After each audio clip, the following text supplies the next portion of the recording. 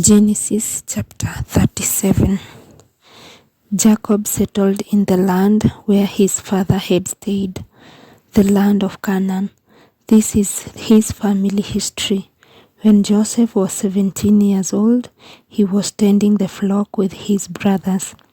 He was an assistant to the sons of his father's wives, Bilhah and Zilpah, and he brought his father bad reports about them.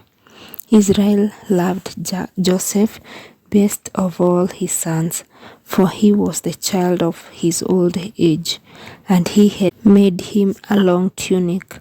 When his brothers saw that their father loved him best of all his sons, they hated him so much that they would not even greet him. Once Joseph had a dream which he told to his brothers. Listen to this dream I have. There we were binding sheaves in the field, when suddenly my sheaf rose to an upright position, and your sheaves formed a ring around my sheaf and bowed down to it. Are you really going to make yourself king over us? His brothers asked him, or impose your rule on us? So they hated him all the more because of his talk about his dreams. Then he had another dream, and this one too he told to his brothers. I had another dream, he said. This time the sun and the moon and 11 stars were bowing down to me. When he also told it to his father reproved him. What is the meaning of this dream of yours? He asked. Can it be that I, your mother, and your brothers are to come and bow to the ground before you? So his brothers were wrought up against him, but his father pondered the matter. One day, when his brothers had gone to pasture their father's flock at Shechem, Israel said to Joseph, your brothers, are tending our flocks at Shechem. Get ready, I will send you to them. I am ready, Joseph answered. Go then, he replied. See if all is well with your brothers and the flock, and bring back word.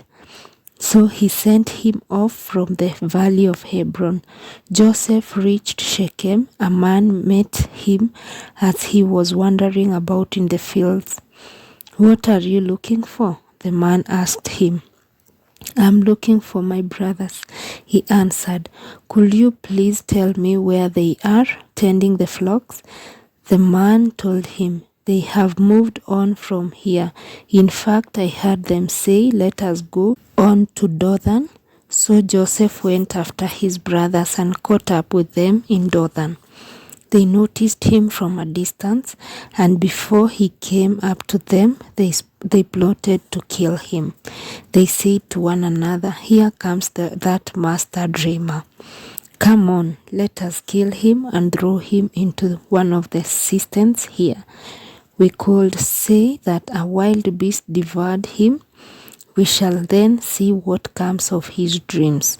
When Reuben heard this, he tried to save him from their hands, saying, we must not take his life.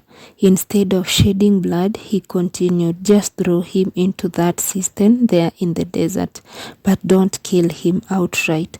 His purpose was to rescue him from their hands and restore him to his father. So when Joseph came up to them, they stripped him of the long tunic he had on. Then they took him and threw him into the cistern, which was empty and dry. Then they sat down to their meal. Looking up, they saw a caravan of Ishmaelites coming from Gilead, their camels laden with gum, balm, and resin to be taken down to Egypt. Judah said to his brothers, what is to be gained by killing our brother and cancelling his blood? Rather, let us sell him to these Ishmaelites instead of doing away with him ourselves. After all, he is our brother, our own flesh, his brothers agreed. They sold Joseph to the Ishmaelites for 20 pieces of silver. Some Midianite traders passed by, and they pulled Joseph up out of the cistern and took him to Egypt. When Reuben went back to the cistern and saw that Joseph was not in it, he tore his clothes and returned to his brothers. He exclaimed, and returning to his brothers, he exclaimed, "The boy is gone, and I, where can I turn?"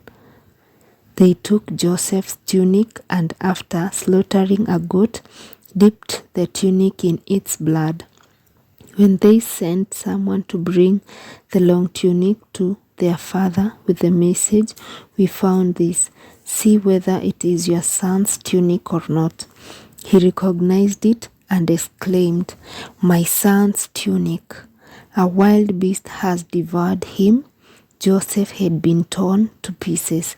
Then Jacob rent his clothes, put sackcloth on his loins, and mourned his son many days. Though his sons and daughters tried to console him, he refused all consolations, saying, "No, I will not go down mourning to my son in the nether world." Thus did his father lament him. The Midianites meanwhile sold Joseph in Egypt to Potiphar, account of Pharaoh and his chief steward. The word of the Lord.